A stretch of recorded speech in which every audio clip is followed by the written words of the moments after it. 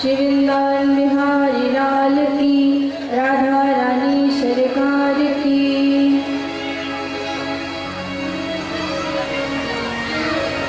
चित सार सिंधु सरोज श्री राधा गोविंद की जुगल चरण में सत सत नमन। पंचासीन हमारी जजमान के सब परिवार को भी सत सत नमन। हमारे संगीत भाइयों को भी सत सत नमन। दूर दूर से कथा श्रवण करने आए हुए तो सभी भक्तजनों को सत सत नमन। हमारी लक्ष्मी स्वरूपी मैयाएं एवं कथा पंडाल में उपस्थित सभी भक्त जनों के हृदय में विराजमान श्री राधा गोविंद के जुगल चरण में व्यासपीठ की ओर से मैं सत सत नमन।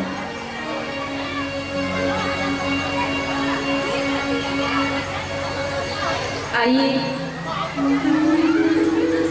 आज की कथा में हम सब प्रवेश करें। आज 7वां दिवस है,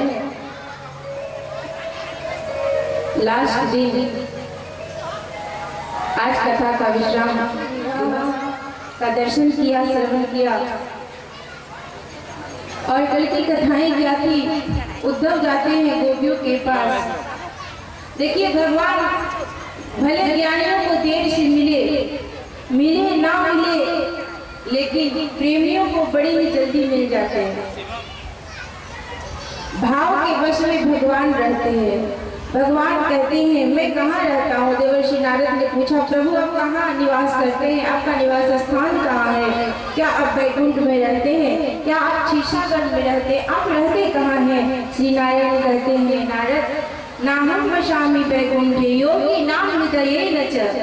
नारद, मैं ना वैकुंठ में निवास करता हूँ, ना तो योगी पुरुष विद्वानों के हृदय में निवास करता हूँ। मैं कहाँ निवास करता हूँ? सुनो, नाहं वसामि वैकुंठे योगी नाम हृदये न च मम भक्ता यत्र गायन्ति तिष्ठामि तत्र नारद।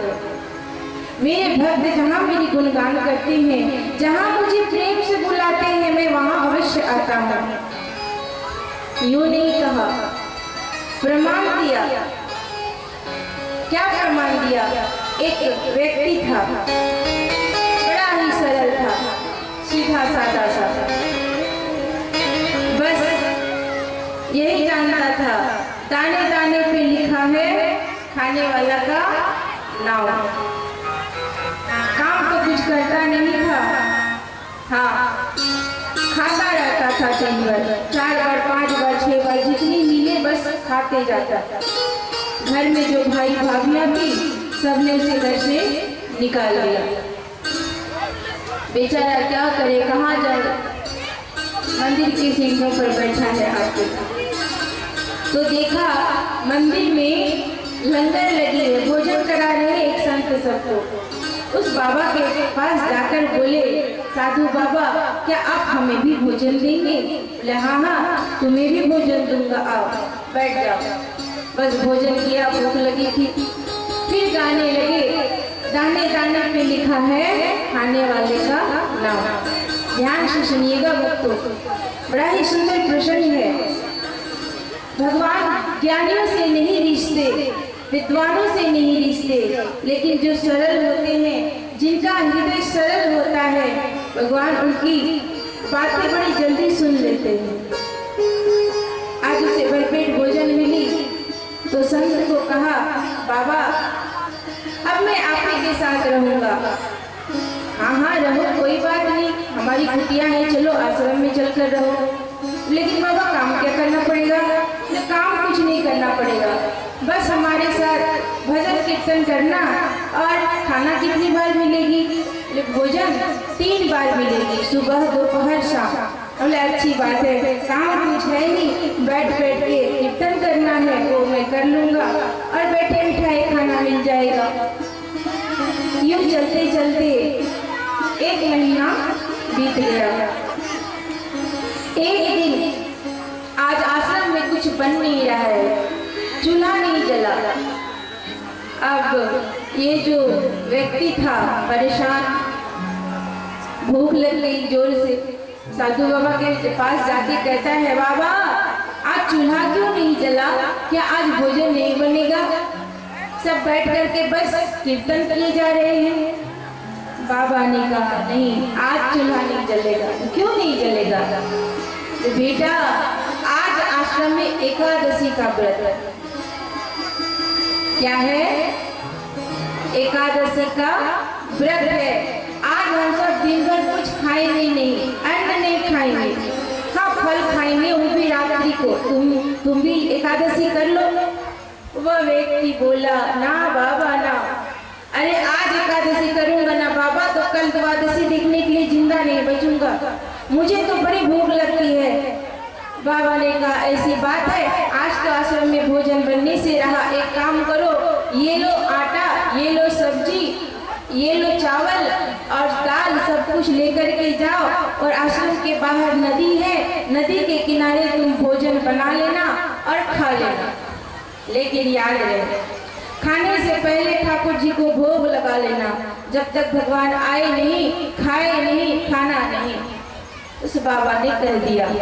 बेचारा भोला सा व्यक्ति चावल दाल ली, सब राशन की सामग्री को लिया और आश्रम के बाहर नदी के किनारे चले गए। वहां जाके बैठा है, आटा गूथा, पूरी बनाई, सब्जी बनाई, अब खाएंगे। याद आई गुरु की बात कि गुरु ने कहा था, बाबा ने कहा था कि पहले ठाकुर जी को बुला लेना, तो आज भगवान जी को बुला रहे हैं। ठाकुर जी को किस प्रकार सुने? राजा राम आए मेरे, राम आए मेरे, भोजन का भोग लगाए। राजा राम आए श्री राम आए मेरे, भोजन का भोग लगाए। राजा राम आए श्री राम आए, भोजन का भोग लगाए।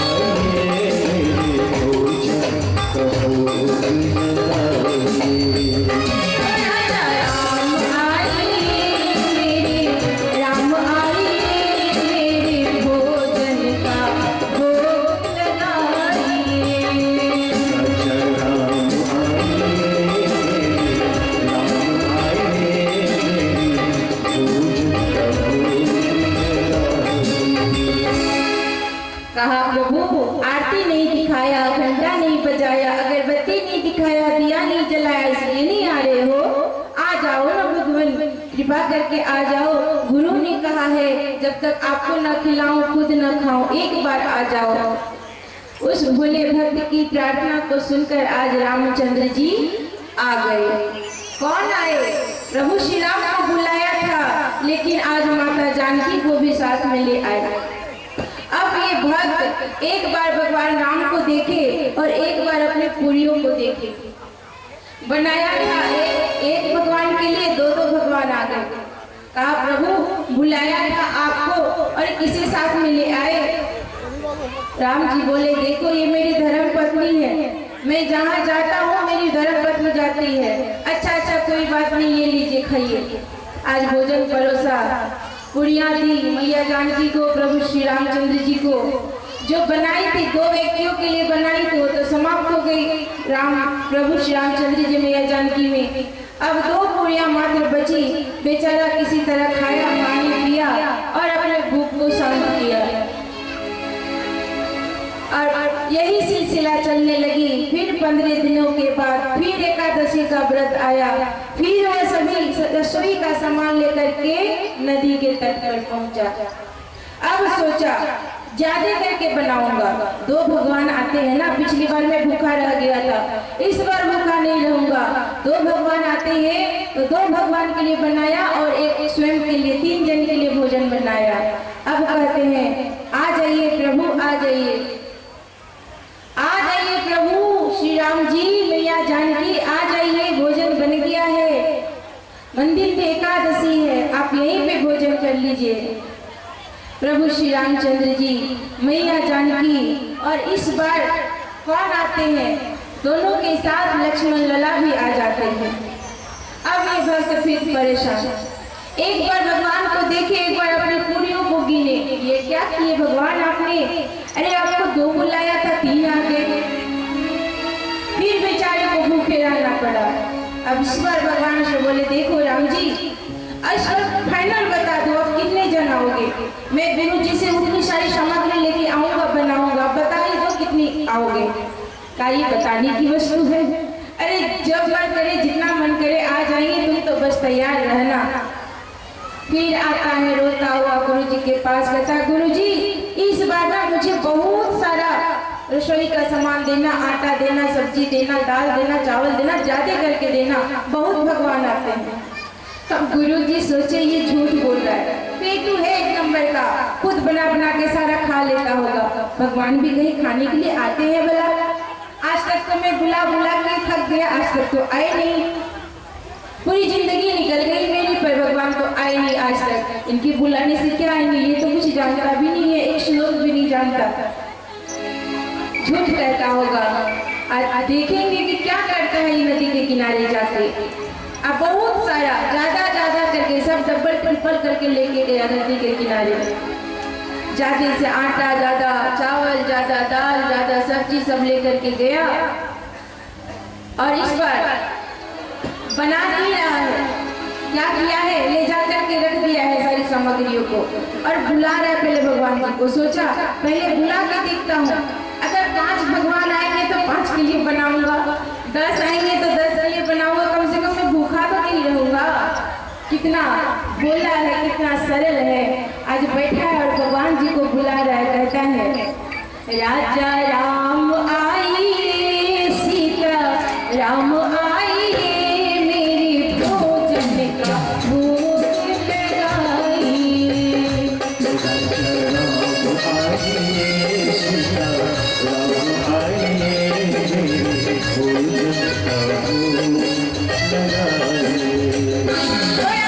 राम आइए, सीता राम आइए, मेरे भोजन का भोग लगाइए।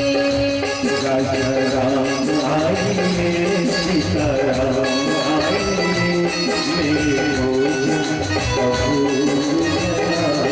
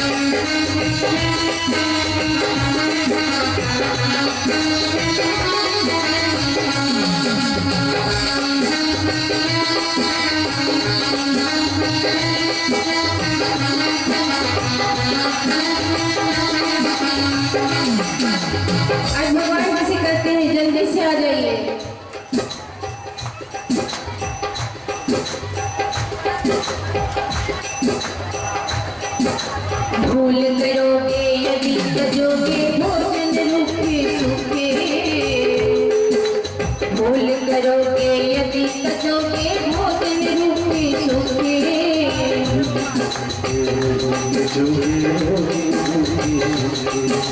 भूल करोगे यदि तजोगे भोजन रूखे सूखे,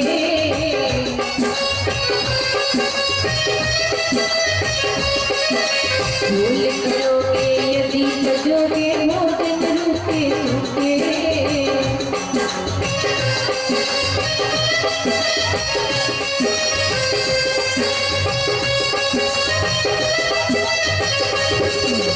आज मंदिर में एकादशी है,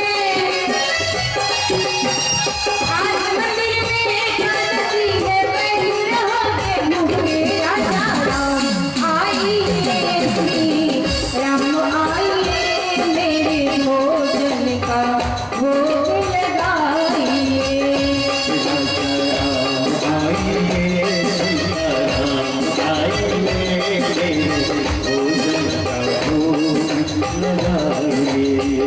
ओ राजा राम आइए, सीता राम आइए, लक्ष्मण राम आइए मेरे भोजन का भोग लगाइए,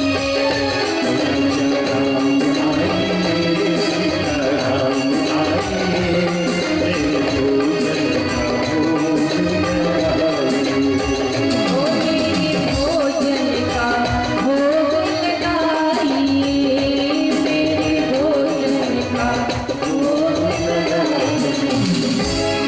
आज आइए भगवान लक्ष्मण भैया, हनुमंत लला, आज पूरा राम दरबार प्रकट हो गया है। उस भोले से भक्त की पुकार ने पूरे राम दरबार को नदी के तट पर लाकर के खड़ा कर दिया है। बोले प्रभु श्री रामचंद्र जी की, मैया जानकी की, लक्ष्मण लला की, भरत शत्रुघ्न की, हनुमंत लला की। आज सभी राम दरबार प्रकट हो गए हैं। जैसे देखा उस भक्त ने सर चकराने लगा, ये क्या बुलाया था एक भगवान को तो दो आ गया, दो को बुलाया तो तीन आया, तीन को बुलाया तो ये क्या 10-10 भगवान आ गए हैं।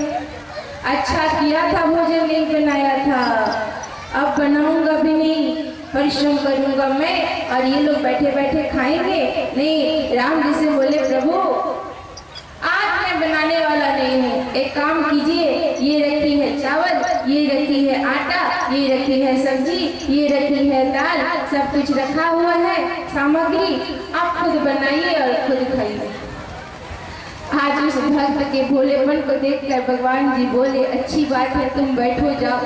अब ये बेचारा बोल रहा है जब हमको खाने मिलेगा ही नहीं तो बनाऊंगा क्यों, और इतने सारे भगवान को देख करके लगता है मुझे तो एक भी पूरी नसीब नहीं होगी।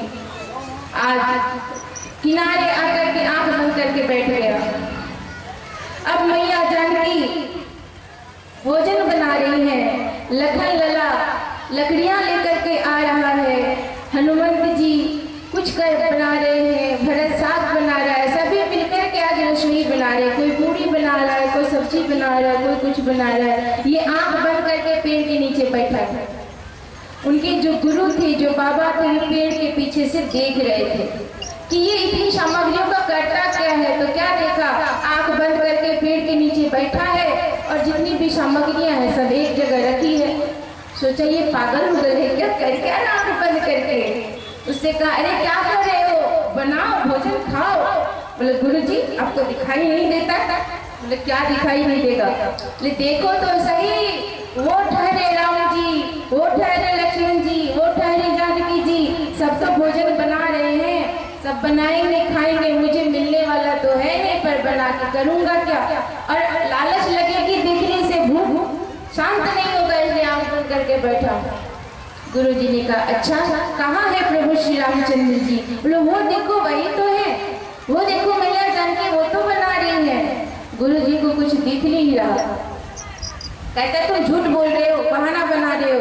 नहीं नहीं गुरु जी आपको नहीं दिखता। अरे मुझे तो सब दिख रहा है। नहीं नहीं मुझे कुछ नहीं दिख रहा। तब भक्त ने कहा, प्रभु आप हमें दिखाई दे रहे हो, मेरे गुरु को भी दिखाई दो, नहीं तो गुरु जी मुझे झूठा समझेंगे। भक्त के कहने पर आज भगवान श्री रामचंद्र जी गुरु को भी दिखाई देने लगे। और आज तक सुना था गुरु के माध्यम से चेले को भगवान की प्राप्ति होती है, लेकिन आज चेले के माध्यम से गुरु को भगवान की प्राप्ति हो गई। कहने का तात्पर्य यही है भक्तों कि मन अगर स्वच्छ हो, मन अगर निर्मल हो, मन अगर साफ हो, मन अगर पवित्र हो, भोलापन हो, तो भगवान सहज ही प्राप्त हो जाते हैं। निर्मल जन मन सो मोहि पावा, मोहि कपट छल छिद्र न भावा। गोपियों को भगवान क्यों मिल गए? उनका मन बड़ा निर्मल था, इसलिए तो उद्धव से कहती है, उद्धव मत आओ हमें समझाने, चले जाओ, हमें पता है, हम प्रेम नगर के बंजारन हैं, ये व्रत नेम ज्ञान की बातें हम क्या जाने, चले जाओ उद्धव यहाँ से। मन में भाव होना चाहिए प्रेम का। श्री गंगा जी के तट पर विराजित होकर के सुखदेव जी महाराज परीक्षित को श्रवण करा रहे हैं। राजा भगवान श्री कृष्ण ने मैया रुक्मिणी के साथ विवाह किया। प्रथम विवाह भगवान श्री कृष्ण की अष्टपट रानियां हैं और 8 बार भगवान विवाह करते हैं। अष्टपट रानियां हैं, पहली मैया रुक्मिणी है और 7 बार विवाह करेंगे। सभी पटरानियों की विवाह की कथा अभी हम सब श्रवण करेंगे।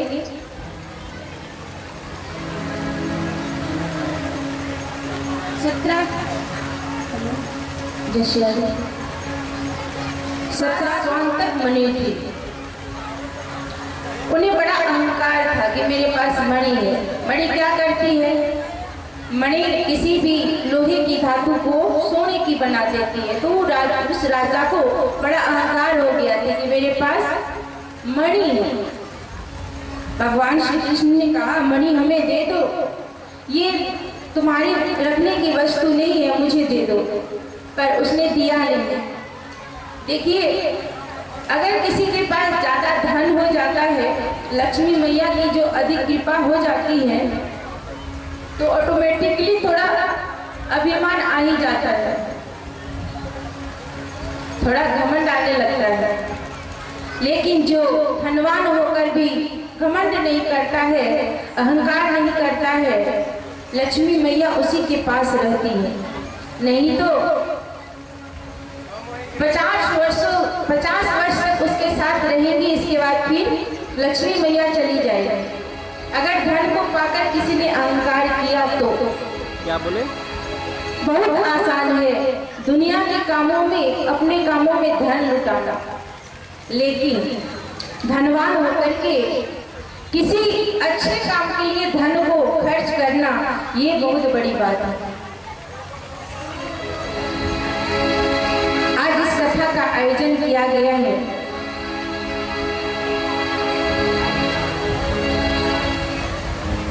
ये कितनी पुण्य की काम है। कई जन्मों का भाग्य उदय होता है, तब ही भगवान हमारे ऊपर कृपा करते हैं और तब जाकर के ऐसी कथाओं का आयोजन किया जाता है। इससे केवल एक जीव का ही नहीं, जहाँ तक ये हरिनाम संकीर्तन जा रहा है, भगवान का नाम जा रहा है, वहां तक के जीव जंतु, कीड़े मकोड़े, पशु पक्षी, सभी को पुण्य मिल रहा है। और ऐसे पुण्य का काम किया है विशंबर चक्र के वासियों ने।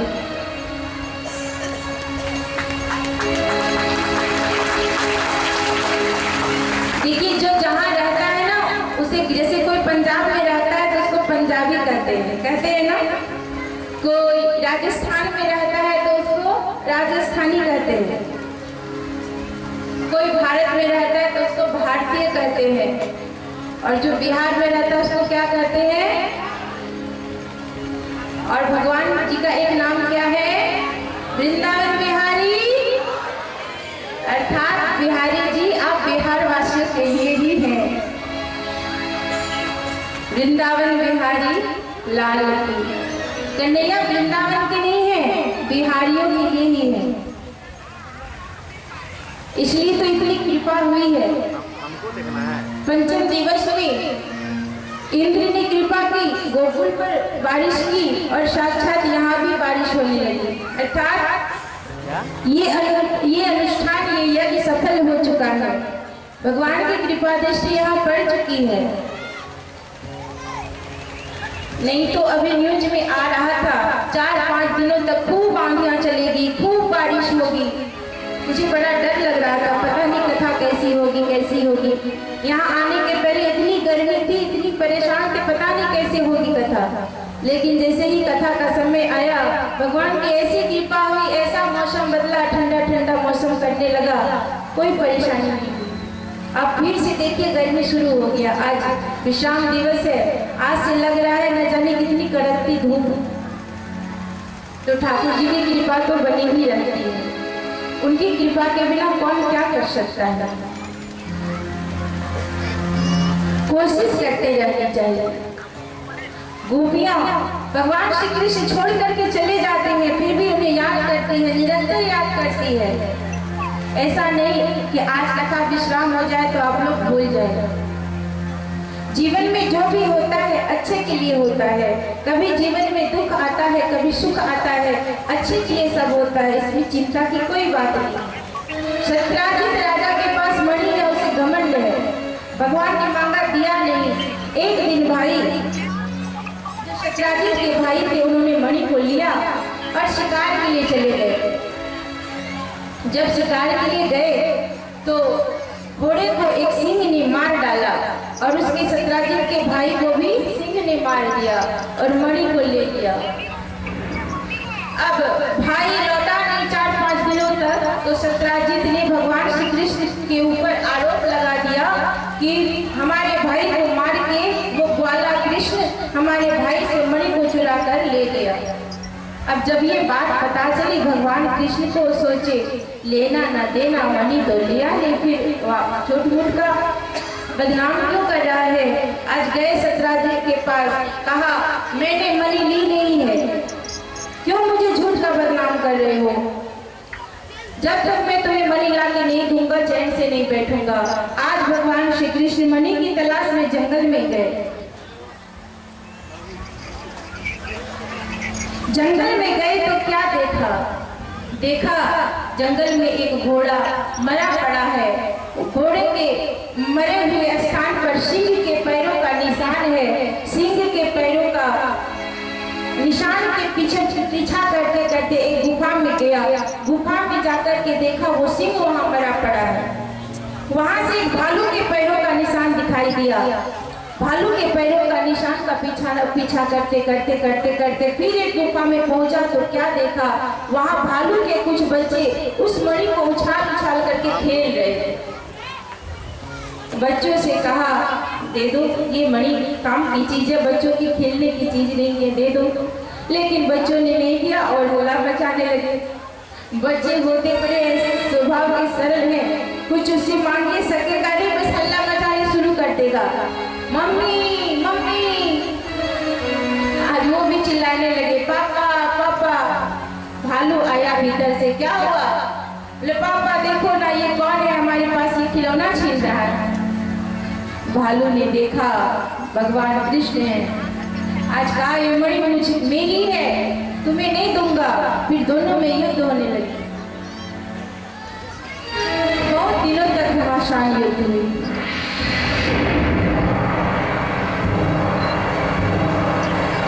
मल्ल युद्ध हाथों के द्वारा भगवान श्री कृष्ण में और उस भालू में। भालू को जामवंत जी में, जिसे अपनी भाषा में भालू कर सकते हैं। आज जामवंत जी की नस नस ढीली हो गई, हार गए। युद्ध करते करते उन्हें यह पता चल गया कि ये भगवान है। कौन भगवान है? ये वही रामचंद्र जी है जिनके सानिध्य में मैं त्रेता युग में रह चुका हूँ। कहा प्रभु हमसे बड़ी भूल हो गई, प्रभु हमें क्षमा कर दीजिए। अरे मैं तो आपका जामवंत हूँ, आपको पहचान नहीं सका प्रभु इस जन्म में। कहा अच्छा कोई बात नहीं है, चलो जाओ, माफ किया। नहीं नहीं प्रभु, ऐसे नहीं, ऐसे कैसे मान लो आपने हमें माफ कर दिया। प्रभु एक भेंट है, अगर आप स्वीकार कर लो तो मान जाऊंगा कि आपने माफ कर दिया। ले तो दे दो, क्या भेंट है? बोले ये मणि तो ले ही लो, लेकिन हमारी पुत्री है जामवंती, अगर आप उसे स्वीकार कर लो तब मानूंगा कि आपने हमें क्षमा कर दिया। भगवान जी बोले मेरी तो शादी हो चुकी है, ऑलरेडी मेरा एक विवाह हो चुका है, फिर भी प्रभु आप मेरी पुत्री को स्वीकार कर लीजिए और ये मणि दहेज में दे दीजिए। तो यहाँ भगवान श्री कृष्ण का दूसरा विवाह मैया जामवंती के साथ होता है। बोले कन्हैया सरकार की, मैया जामवंती की। अब मणि को लिया और गए कहाँ? सत्राजित के पास। सत्राजित के पास जाकर के बोले ये लो तुम्हारी मणि, आइंदा से कभी किसी पर बिना सोचे विचारे आरोप मत लगा देना, मैंने मणि नहीं चुराई थी, ये लो मणि। अब सत्राजित को अपनी गलती का एहसास हुआ, भगवान जी से बोले ठाकुर जी एक विनती है, हमें माफ कर दीजिए, हमसे बड़ा अपराध हो गया। हाँ ठीक है चलो माफ किया, अब आइंदा याद रखना। ऐसे कैसे माफ कर दिया? अरे मेरे पास एक भेंट है आपको देने के लिए, अगर आप उसे स्वीकार कर लो तो मानूंगा, आप माफ कर दिए। भगवान जी बोले ठीक है दे दो। अपनी कन्या सत्यभामा को लेकर आए। अब बोले आप उनके साथ विवाह कर लो तब जानूंगा कि आपने हमें माफ कर दिया। भगवान जी बोले पहले से 2 विवाह हो चुका है, मणि के लिए 1 विवाह हो चुका है और आपकी कन्या के साथ कैसे विवाह करो? कहा नहीं प्रभु आपको विवाह तो करना ही पड़ेगा, आप विवाह कर लीजिए हमारी पुत्री के साथ। तब भगवान श्री कृष्ण ने सत्यभामा के साथ विवाह किया। पहली पटरानी कौन? मैया रुक्मिणी, दूसरी जामवंती, तीसरी सत्यभामा, चौथी लक्ष्मणा, 5वीं पटरानी है कालिंदी, मैया यमुना, जिसे कालिंदी भी कहते हैं। मैया यमुना भगवान श्री कृष्ण की चौथी पटरानी। नग्नजिति, भद्रा, मित्रविंदा, अष्टपटरानियां भगवान श्री कृष्ण की है। और भगवान ने 16,100 कन्याओं के साथ एक साथ विवाह किया था। कैसे? भगवान श्री कृष्ण की 16,108 रानियां हैं, जिसमें से अष्टपटरानियां हैं और 16,100 रानियां हैं, जिनके साथ भगवान श्री कृष्ण ने एक साथ विवाह किया था।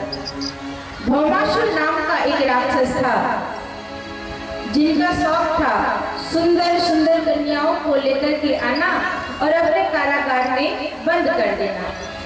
उसने सोच रखा था, स्वप्न देख रखा था, सबका अपना अपना सपना होता है ना कि मैं ये करूँगा, मैं डॉक्टर बनूंगा, मैं इंजीनियर बनूंगा, मैं संत बनूंगा। उसका एक सपना था क्या? 16,108 कन्याएं जिस दिन पूरी हो जाएगी मैं सबके साथ ब्याह करूंगा। अभी पूरी तो हुई नहीं थी, 16,100 कन्याएं पूरी हुई थी। भगवान को पता चली, भगवान श्री कृष्ण को, कि भौमासुर ने 16,100 कन्याओं को बंदी बनाकर रखा है। उनके पास गए, उनके साथ युद्ध किया, उन्हें मार डाला और सभी कन्याओं को कारागार से मुक्त कर दिया। सबसे कहा कि तुम अपने अपने घर चली जाओ। कन्याएं अपने अपने घर भी जाने लगी, लेकिन उन कन्याओं के जो माता पिता थे सबने उन्हें अस्वीकार दिया। कौन सा युद्ध चल रहा था? द्वापर का। उन कन्याओं के माता पिता ने क्या कहा? उन कन्याओं के माता पिता ने कहा कि ये एक असुर के परछाई के तले रह के आई है, ये एक असुर के साथ रह के आई है, हम इसे कैसे रख ले? किसी राजा के साथ विवाह देगी तो वो राजा विवाह नहीं करेगा, कहेगा पराये पुरुष के साथ रह के आई है। इसलिए सभी के पिता ने कहा हम पुत्री रूप में इसे स्वीकार नहीं कर सकते, ठुकरा दिया माता पिता ने। तब सभी राजाओं से कहा कि कोई 2-2 करके, 10-5 करके कोई भी राजा कन्याओं से विवाह कर लो। राजाओं ने कहा नहीं, हम विवाह नहीं कर सकते, ये किसी पराये पुरुष के साथ रह के आई है, इसलिए विवाह नहीं कर सकते। देखिए चरित्र की कितनी प्रधानता है। आज युग बड़ा मॉडर्न हो चुका है, बड़ा मॉडर्न हो चुका है, लेकिन फिर भी किसी कन्या का अगर विवाह कहीं तय हो गया है और वर पक्ष को पता चले कि ये कन्या किसी लड़के के साथ 2-4 दिन रह के आई है, तो विवाह करेगा नहीं करेगा, क्योंकि चरित्र की प्रधानता है। सबसे पहले अपने चरित्र के ऊपर ध्यान देना चाहिए, क्योंकि अगर धन खर्च हो गया तो एक बार कमाया जा सकता है, कोई बीमार पड़ गया तो भी वो ठीक हो सकता है, पर अगर किसी का चरित्र चला गया तो वापस नहीं आ सकता। Money is gone, nothing is gone, health is gone, something is gone, but character is gone, everything is gone. चरित्र, जब प्रभु श्री राम आए तब पूरी जीवन मर्यादित रहे चरित्र के बारे में। सभी शास्त्र कहते हैं कि प्रभु श्री राम ने जो किया वो करो और भगवान श्री कृष्ण ने जो किया वो करो। आज सभी कन्याओं से कहा तुम सब अपने अपने घर चली जाओ, घर नहीं गई, कहा राजाओं से विवाह कर लो, नहीं किया, तब सभी कन्याएं 2 भागों में बढ़ गई। कोई आत्महत्या करने के लिए जाने लगी और कोई कुपथ पर जाने लगी। अर्थात जीवन चलाने के लिए धन चाहिए और धन कमाने के लिए कुछ तो करना होगा। माता पिता नहीं रख रहे, कोई विवाह नहीं कर रहा है तो क्या करेगी, आज वैश्यावृत्ति की तरफ जाने लगी। अगर वो गलत रास्ते पर जाती है तो अधर्म होगा, अगर अपने प्राण को त्यागती है, सुसाइड कर लेती है तो अधर्म होगा। और भगवान का प्राकट्य हुआ क्यों है? धर्म संस्थापनार्थाय संभवामि युगे युगे। धर्म की संस्थापना करने के लिए ही भगवान का उदय, भगवान का जन्म हुआ है। ठाकुर जी बोले कोई आवश्यकता नहीं आत्महत्या करने की, मेरे रहते धर्म की रक्षा नहीं होगी तो फिर मेरा रहना ही व्यर्थ है। आओ मैं तुम्हें स्वीकार करता हूँ, मेरे पास आ जाओ। भगवान गीता में भी बोले अनन्या चिंतायन्तो मां जना प्रयापासते तेषां नित्याभियुक्तानां योगक्षेमवहं वयम्। क्या कहा? अनन्या चिंतायन्तो मां जना प्रयापासते तेषां नित्याभियुक्तानां योगक्षेमवहं वयम्। जो भी कोई प्राणी, जो भी कोई भक्त सर्व धर्मों को त्याग कर, अपना सब कुछ त्याग कर मेरी शरण में आ जाता है, मैं उनके जीवन का निर्वाह स्वयं करता हूँ। अर्जुन से कहा है गीता में, तो वो भगवान जो गीता में ये उपदेश दे रहे हैं अर्जुन को, सर्वधर्माणि परित्यज्य ममांकं शरणं व्रज। जो मेरी शरण में आता है सब कुछ छोड़कर, उसका कल्याण मैं करता हूँ, तो कन्याओं को कैसे कुपथ पर जाने देते, कैसे आत्महत्या करने देते? लोग कहते हैं भगवान ने 16,108 शादी कर ली, वे भी कोई भगवान है, मजाक उड़ाते हैं। पर क्योंकि इस बात को तो जानो, 16,100 कन्याओं के प्राणों की रक्षा की, अगर कोई एक जीव के प्राणों की भी रक्षा करता है तो वो भगवान के तुल्य हो जाता है। तो यहाँ तो 16,100 कन्याओं की रक्षा की है प्रभु ने और सबके साथ विवाह किया है। इस तरह से भगवान श्री कृष्ण के 16,108 रानियां हो गई।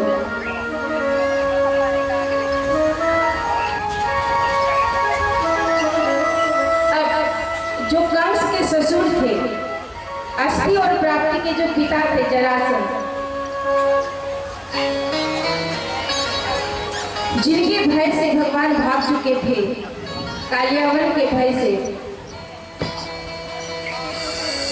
मंधाता का पुत्र मुचुकुंद जो गुफा में बैठकर के तप कर रहा था, भगवान श्री कृष्ण उस गुफा में प्रवेश करते हैं और जो पीली पीताम्बर थे उसे उड़ा देते हैं।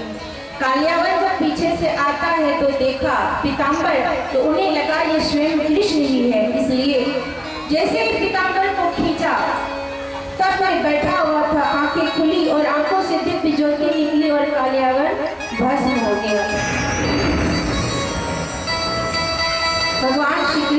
जरासंध का उद्धार करेंगे।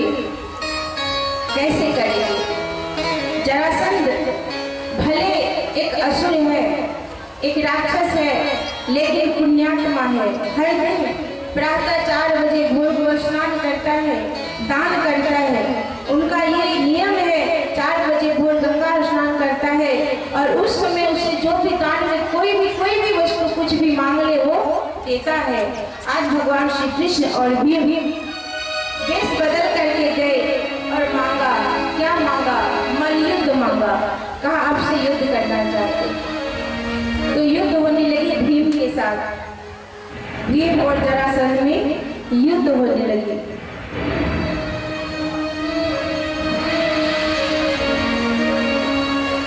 जरासंध इतने बलशाली थे, भीम भी बड़ा बलशाली था, लेकिन युद्ध हो रही है 26 दिनों तक युद्ध चले। न कोई हारता है न कोई जीतता है। 26 दिनों तक युद्ध चली पर कोई हार जीत नहीं हो रहा है। तब 27वें दिन भगवान श्री कृष्ण ने भीम को इशारा किया, मेरी तरफ देखो। एक तिनके को जमीन से उठाया और उसे बीच से फाड़ दिया। कहा ऐसे ही जरासंध को फाड़ दो। भीम दादा ने जरासंध को दोनों पैरों को पकड़ा और उसे फाड़ दिया। लेकिन धीरे धीरे दोनों पैर फिर से जुट गए और फिर से जरासंध खड़ा हो गया और हंसने लगा था कमर। अब परेशान भगवान कृष्ण भी क्या करे? तब भगवान श्री कृष्ण ने, अंतर्यामी है, आज आंख बंद करके देखा कि इसकी मृत्यु कैसे होगी। तब फिर से इशारा किया, इधर देखो। अब तिनके को लिया और फाड़ा और उल्टी दिशा में फेंक दिया। अब भीम दादा ने भी ऐसे किया, दोनों पैरों को पकड़ा, फाड़ा और एक पैर इधर एक पैर उधर फेंक दिया। अब वो नहीं जुटा। इस तरह से जरासंध का उद्धार प्रभु करते थे। ये जरासंध कौन था?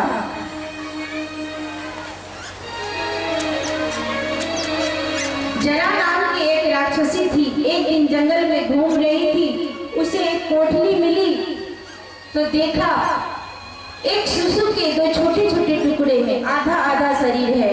तो उस राक्षसी ने उस दोनों आधे आधे शरीर को जोड़ दिया, इसलिए जरा ने संधि की, इसलिए उनका नाम पड़ गया जरासंध।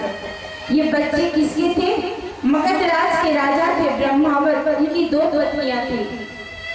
ब्रह्मावत को एक फल दिया था, संत ने कहा अपनी रानी को खिला देना। संत को पता नहीं था रानी एक है या 2। दोनों रानियों ने फल को 2 टुकड़ा किया, आधा आधा खा लिया। तो दोनों रानियों के गर्भ से आधे आधे शिशु का जन्म हुआ था। दोनों रानी डर के कारण आज अपने आधे आधे शिशु को पोटली में बांधकर जंगल में फेंक करके आते हैं। और वही जरा नाम की राक्षसी ने देखा, दोनों को संधि किया, नाम हो गया जरासंध। इस तरह भगवान श्री कृष्ण की कृपा से जरासंध का उद्धार भीम दादा करते हैं। बोले वृंदावन बिहारी लाल की।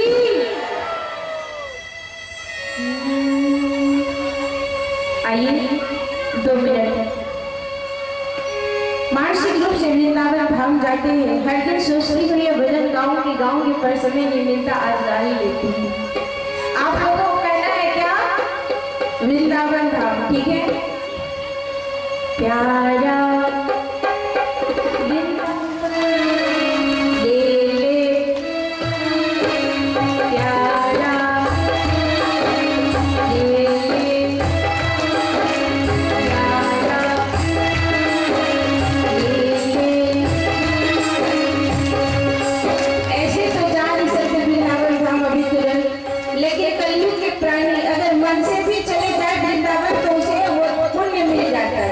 इसलिए आइए सभी मानसिक रूप से वृंदावन धाम चले।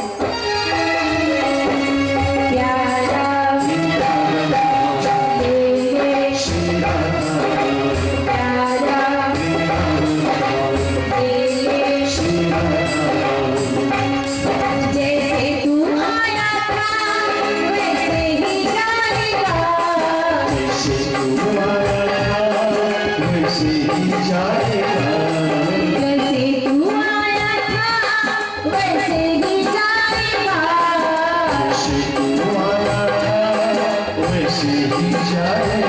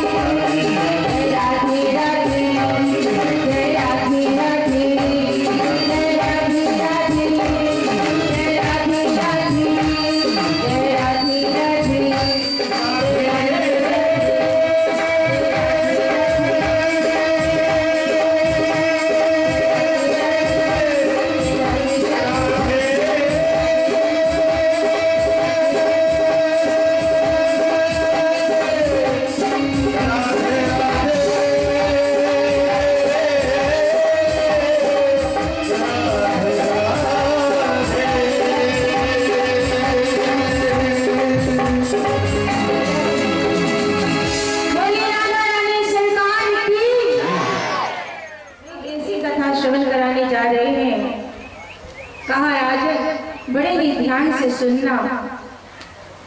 भगवान कितनी करुणा निधान है, कितने दीन दयाल हैं, आज मैं तुम्हें बता रहा हूँ। भगवान कृष्ण के एक सखा हैं जिनका नाम है सुदामा। कृष्ण सयासिद सखा कश्चिद ब्रह्मणो ब्रह्मवेत्तं विरक्त इंद्रियार्थेषु प्रशांतात्मनां जितेन्द्रिया। कृष्ण के सखा, कृष्ण से आश्रित सखा कश्चिद ब्रह्मणो ब्रह्मवेत्तं, ब्राह्मण है, विरक्त है, अर्थात जिन्होंने अपनी इंद्रियों को जीत लिया है। हम साधारण मनुष्य अपने इंद्रियों के बस में है। अगर ये आंखें कोई अच्छी वस्तु को देख ले तो ये आंखें चाहती है कि बस उसे ही देखे। ये जिभ्या कोई स्वादिष्ट भोजन को देख लेना मैया, तो बस ये जिभ्या वही चाहेगी कि बस उसे कैसे खा ले।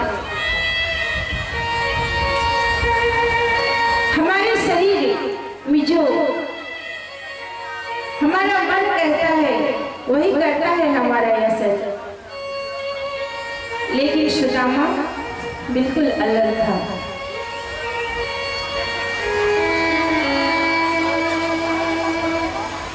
कैसा था? विरक्त था, अपनी इंद्रियों को बस में कर रखा था। एक पत्नी है, नाम है सुशीला, और 4 पुत्र हैं। बहुत गरीब है। सुदामा की हालत क्या बतलाऊं, छत पर फूस छार न था। इतने गरीब थे कि छत पर छावनी के लिए फूस भी नहीं थी। फूस जो जहां तहां ऐसे ही मिल जाता है, पर सुदामा के नसीब में वो भी नहीं था। ऐसी छावनी थी उसकी छत की, उसके घर की। वर्षा के दिनों में पानी टप टप टप टप करके बहा करती थी। और तो तकिया दूर रहे, छत पर एक भी खाट।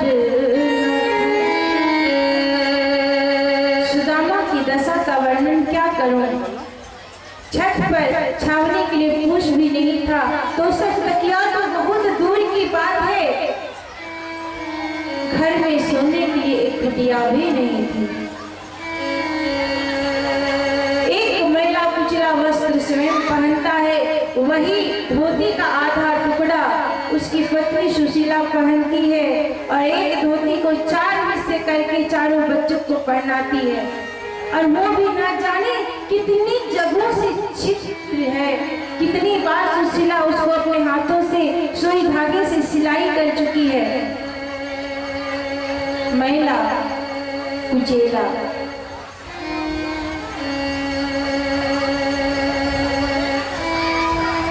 नाही दरिद्र सम दुख जग माही। बाबा तुलसीदास जी कहते हैं रामचरितमानस में क्या, नाही दरिद्र सम दुख जग माही, रात मिलन सम सुख जग नाहि। दुनिया में सबसे कष्ट का समय, सबसे कठिन समय कब आता है, जब कोई दरिद्रता को प्राप्त कर लेता है। और वो सुदामा के जीवन में दरिद्रता है, पर एक अच्छी बात है सुदामा के साथ कि कुछ नहीं है, पर फिर भी मगन रहते हैं, सीताराम सीताराम सीताराम करते हैं, हरे कृष्ण हरे कृष्ण करते हैं। शिकायत नहीं है भगवान से कुछ भी, लेकिन हमें भगवान ने सब कुछ दिया, फिर भी हमें कितनी शिकायतें हैं भगवान से, है ना। शिकायत हर दिन शिकायत करते हैं, प्रभु आपने हमारे साथ ये क्या किया, बड़ा दुख दे दिया, ये नहीं दिया, वो नहीं किया, ऐसा नहीं किया, वैसा नहीं किया। कोई खुश नहीं है संसार में भगवान से, सबको शिकायत है। पर कभी ठाकुर जी को शुक्रिया अदा कीजिए कि ठाकुर जी आपने हमें सब कुछ दिया, रहने के लिए घर दिया। सर्वप्रथम तो एक ऐसी धरती पर, एक ऐसी धरा पर जन्म दिया, भारत भूमि पर, जहाँ पर भगवान की जितने भी अवतार है भारत भूमि पे हुआ करती है। भारत को माता की उपाधि प्राप्त है, किसी और देश को लोग माता के नाम से संबोधित नहीं करते। इंग्लैंड को इंग्लैंड माता नहीं कहते, रूस को रूस माता नहीं कहते, पाकिस्तान को पाकिस्तान माता नहीं कहते, लेकिन हमारी भारत भूमि को माता, भारत माता कहते हैं। बोलिए भारत माता की। जहाँ पे न जाने कितने विदुषियों ने जन्म लिया, कितने विद्वानों ने जन्म लिया।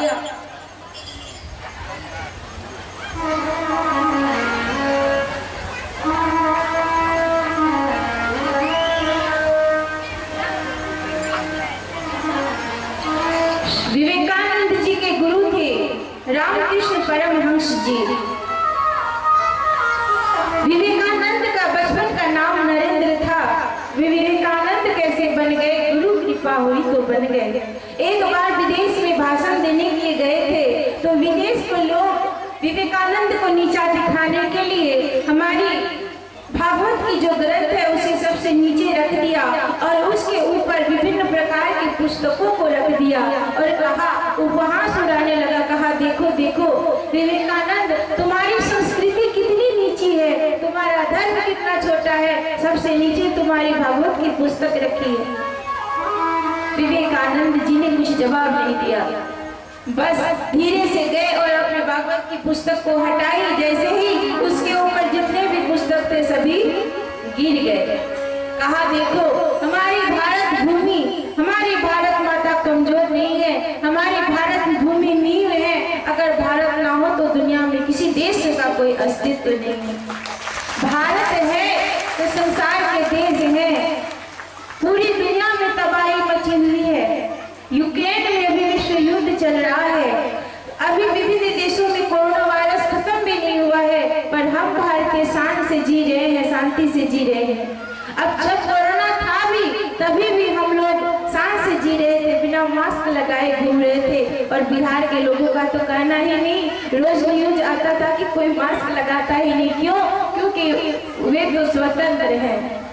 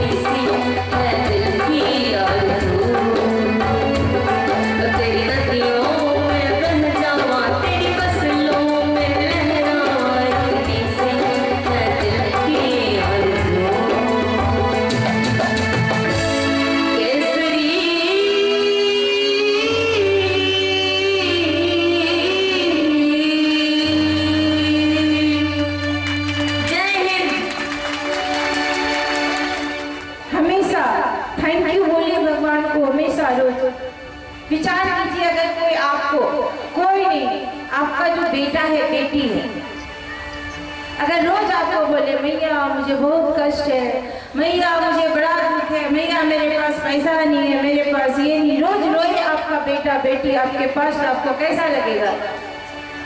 अच्छा लगेगा? अच्छा लगेगा? नहीं लगेगा ना।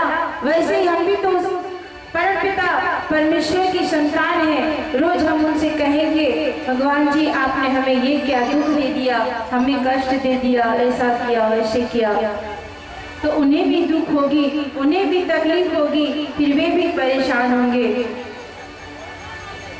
इसलिए हमेशा भगवान से शिकायतें मत किया कीजिए, कभी कभी कहिए प्रभु आपने हमें सब कुछ दिया है।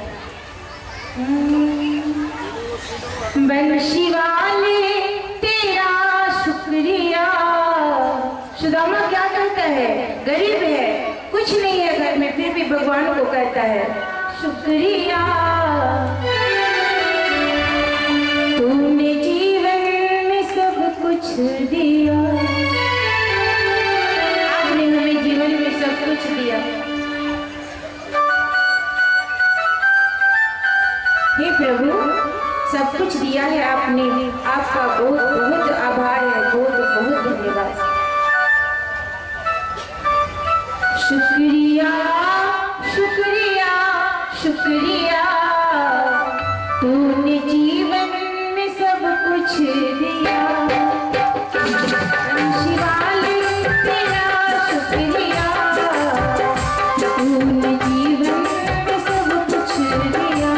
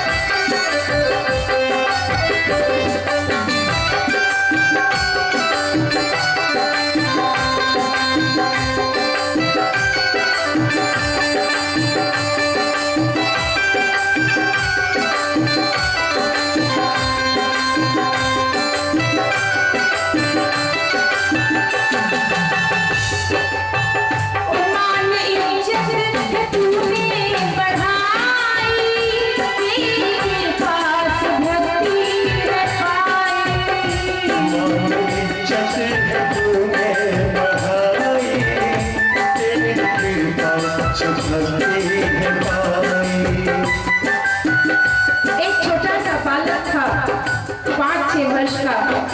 एक्सीडेंट में उस बालक के माता पिता की मृत्यु हो चुकी थी।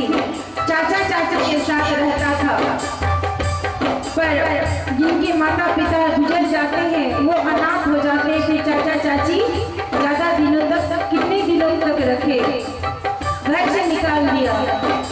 घर में काम करवाता था, बर्तन झाड़ू पोछा उस बच्चे से।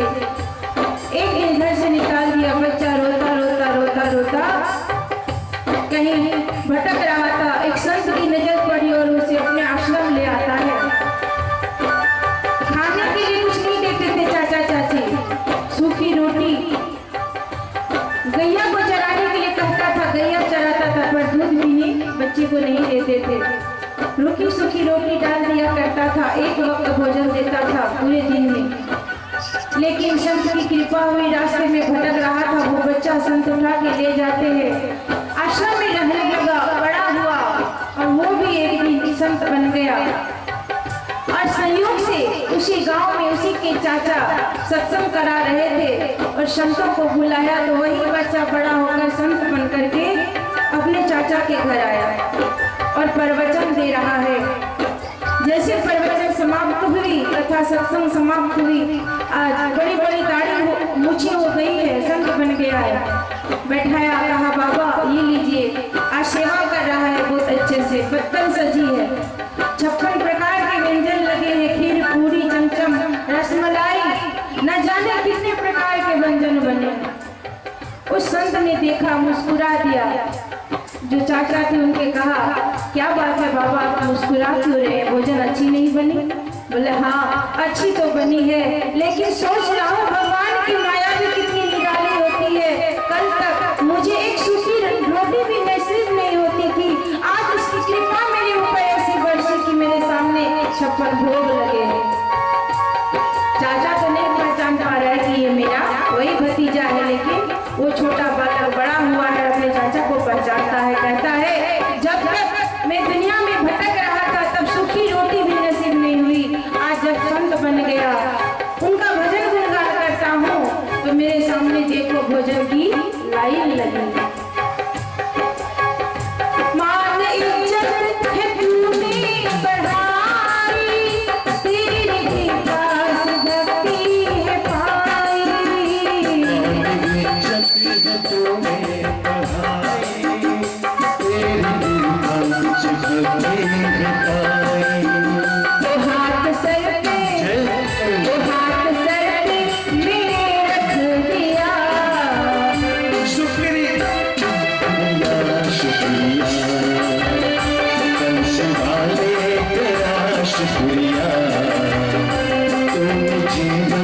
सब कुछ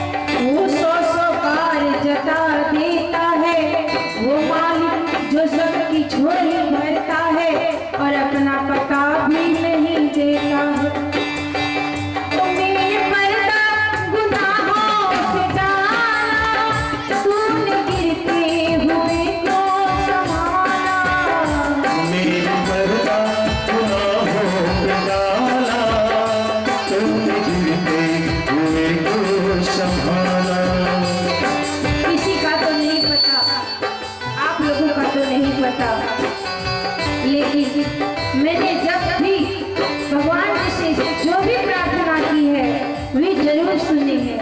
हर एक गलती को, हर एक अपराध को माफ किया है।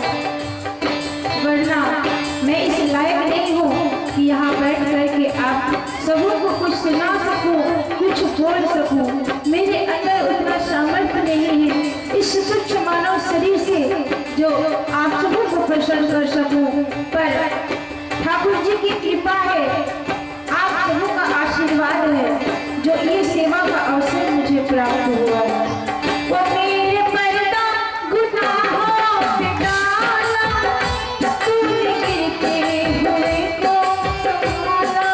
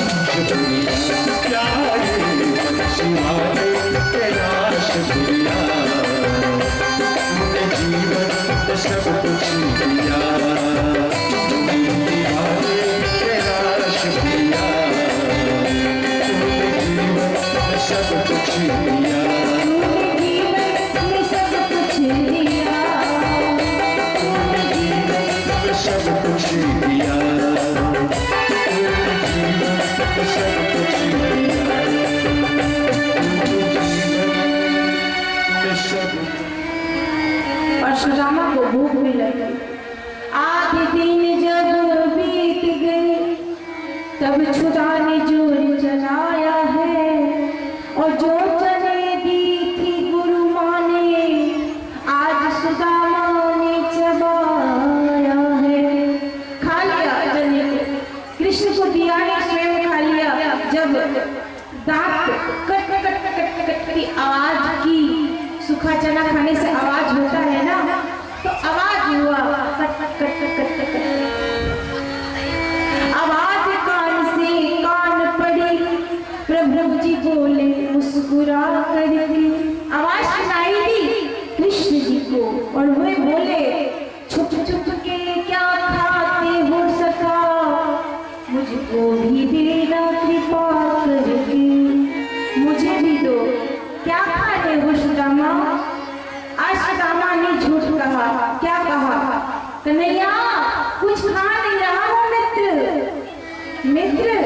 वर्षा हो रही है ना मित्र, बहुत पानी बरस रही है ना मित्र, मुझे ठंड लग रही है, ठंड लग रही है तो कांप रहा हूँ।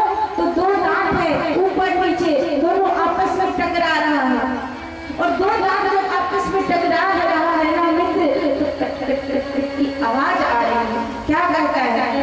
वर्षा से पिंजरे कांप रही, दांत आपस में लड़ जाता है। झूठ कहा, सुन सुदामा की झूठी बच, मोहन मन में पछताता है।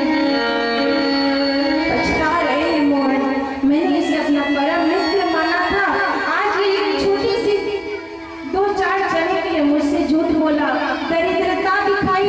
जा सुदामा, तुम दरिद्र हो जाओगे। इसलिए सुदामा दरिद्र है। जीवन में कभी किसी के हिस्से का कोई भी धन कभी न लेना, क्योंकि आप भला करोगे तो आपको लाभ होगा। भला का उल्टा क्या होता है? लाभ।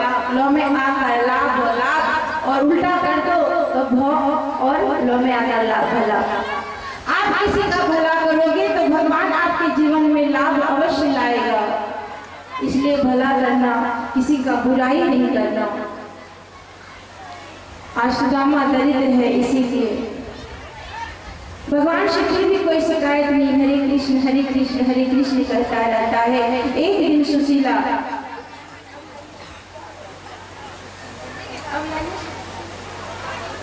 धर्मपत्नी है सुदामा की। सुशीला कहती है, मैंने सुना है स्वामी आपके मित्र हैं कृष्ण, द्वारिका के राजा हैं, क्यों नहीं आप एक बार उसके पास चले जाते?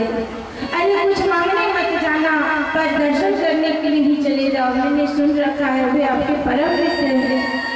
तब सुशीला के बार बार कहने पर सुदामा आज द्वारिका नगरी जाने के लिए तैयार होता है, पर कहता है सुशीला, मित्र के घर कभी खाली हाथ नहीं जाना चाहिए, गुरु के घर कभी खाली हाथ नहीं जाना चाहिए, और भगवान के दर पे कभी खाली हाथ नहीं जाना चाहिए। तो मुझे कुछ ला के दो। तब सुशीला आज पड़ोसन से 2 मुट्ठी टूटी चुनी चावल तंदूर मांग कर लाती है। घर में कोई वस्त्र नहीं है, किसमें बांधे? आज एक फटा चिटा पुराना वस्त्र था, उसको 4 बार 5 बार लपेटती है, और फिर उसमें उस टूटी फूटी तंदूर को बांधा है सुशीला ने, और सुदामा को दिया है। और आज सुदामा भगवान श्री कृष्ण से मिलने के लिए चले जा रहा है। मुख में बस एक नाम, कृष्ण कृष्ण, हरे कृष्ण हरे कृष्ण। कृष्ण नाम की नैया पे मैं होके चला सवार, कृष्ण नाम की नैया पे मैं होके चला सवार। मुझे जाना है भवसागर से पार, मुझे जाना है भवसागर से पार।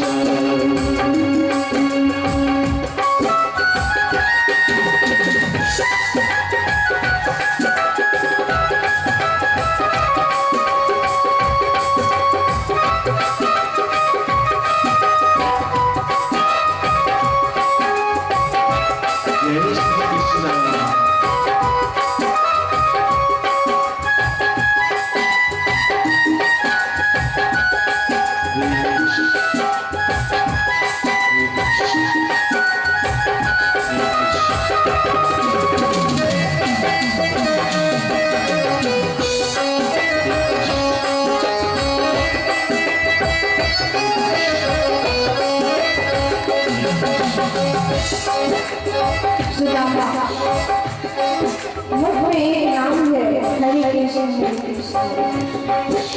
और चलता कृष्ण समंदर कृष्ण है नारा कृष्ण है पारनहार।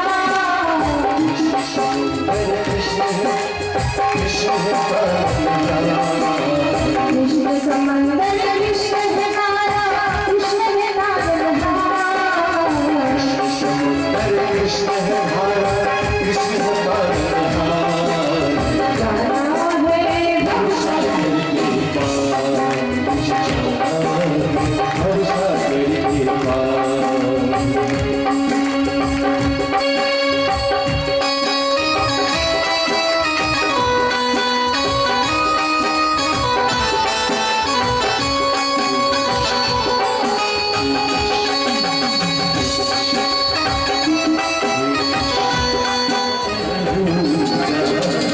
जहाँ ले चलोगे वहीं मैं चलूँगा।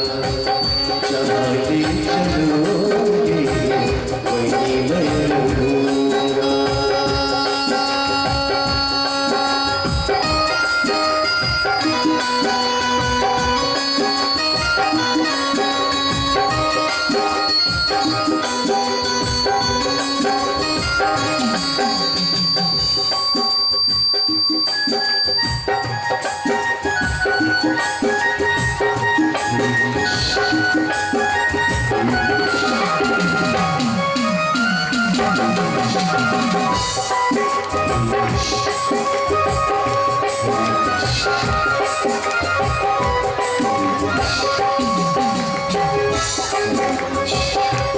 ड्रामा करता है। ये जीवन सवार तुम्हारे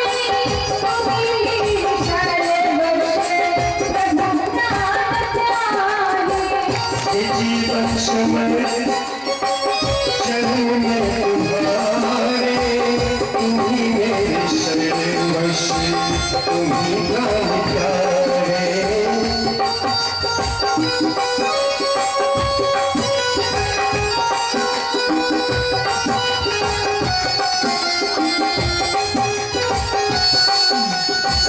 सहारों जो कुछ सहारों जो कुछ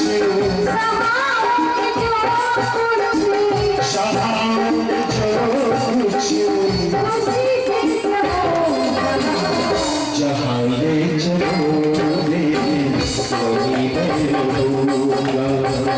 जहाँ ले चलोगे वहीं मैं रहूँगा।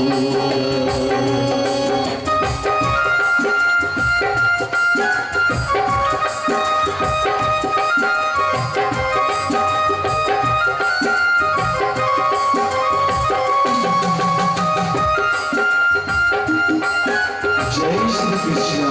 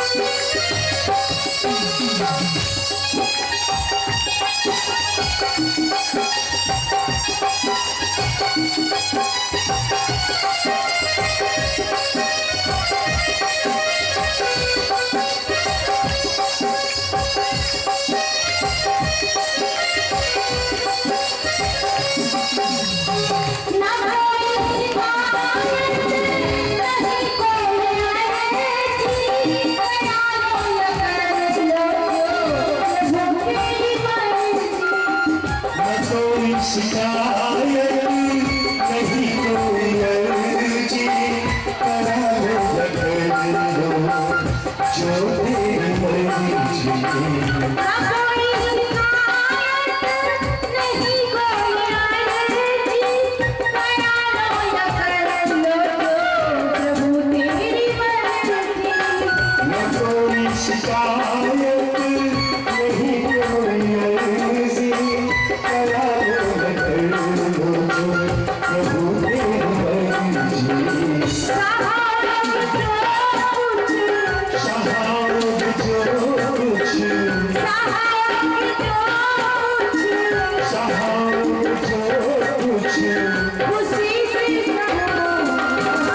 जहाँ ले चलोगे वहीं मैं चलूँगा, जहाँ ले चलोगे वहीं मैं